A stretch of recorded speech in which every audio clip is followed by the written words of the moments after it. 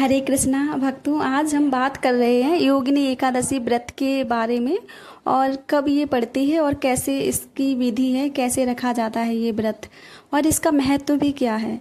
तो देखो, जो आषाढ़ कृष्ण मास की पक्ष में एकादशी आती है उसको हम योगिनी एकादशी कहते हैं।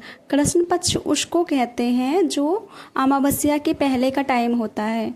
अमावस्या के बाद का जो समय होता है उस पक्ष को शुक्ल पक्ष कहते हैं। तो जो इस टाइम पर एकादशी आती है उस एकादशी को हम योगिनी एकादशी कहते हैं, जो आषाढ़ के महीने में कृष्ण पक्ष में आती है।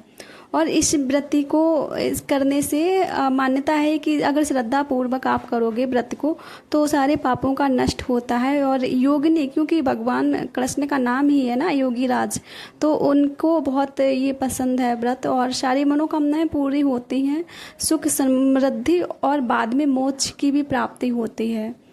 तो इस व्रत की कथा सुनते हैं अब हम, कैसे क्या कथा है। प्राचीन समय में कुबेर के यहाँ हेममाली नाम का एक यक्ष रहता था। उसका प्रतिदिन का कार्य था कि मानसरोवर से भगवान शिव की पूजा के लिए पुष्प लाना।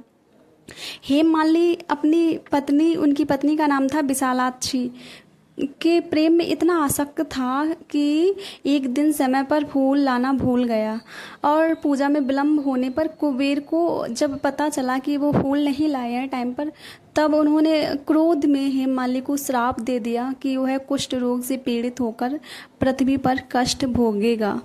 श्राप के कारण हेममाली अत्यंत दुखी होकर वन वन भटकने लगा और बहुत परेशान हो गया। उसकी स्त्री भी बहुत परेशान हुई। और तभी अचानक एक दिन उसे मार्कंडेय ऋषि का दर्शन हुआ। ऋषि ने उनकी दशा जानकर उनसे कहा कि आपका ये दुख दर्द दूर हो सकता है अगर आप भगवान कृष्ण की शरण में जाएं तो हेममाली ने पूछा कि आप मुझे कोई विधि बताइए, कोई उपाय बताइए, क्या करूं मैं, भगवान कृष्ण को कैसे प्रसन्न करूं। तब ऋषि मार्कंडेय ने उन्हें बताया कि वो योगिनी एकादशी का व्रत करें तो उनके ये जो शारीरिक समस्या है उसका निवारण मिल सकता है उन्हें। हेममाली ने श्रद्धा पूर्वक नियम से योगिनी एकादशी का व्रत किया। व्रत के प्रभाव से उसका कुष्ठ रोग समाप्त हो गया और पुनः वो जैसे थे वैसे ही अपने दिव्य स्वरूप में और आ गए, वैसे दिव्य स्वरूप में। और उनकी पत्नी भी बहुत खुश हुई ये देखकर। तो योगिनी एकादशी का बहुत ज़्यादा महत्व है। अगर आपके शरीर में भी कोई पीड़ा है, कुछ अगर पुरानी समस्या है, तो इसको करने से बहुत फ़ायदा मिलता है। पहली बात तो ये है, एकादशी का व्रत और पूर्णिमा का व्रत और प्रदोष का व्रत मन में शांति देता है। मानसिक प्रॉब्लम जो भी है आपकी वो दूर हो जाती है।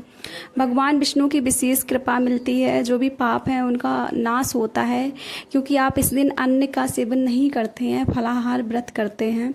और रोग कष्ट दुर्भाग्य से भी मुक्ति मिलती है। परिवार में भी सुख समृद्धि आती है। शास्त्रों में इस व्रत का फल अनेक तीर्थों के बराबर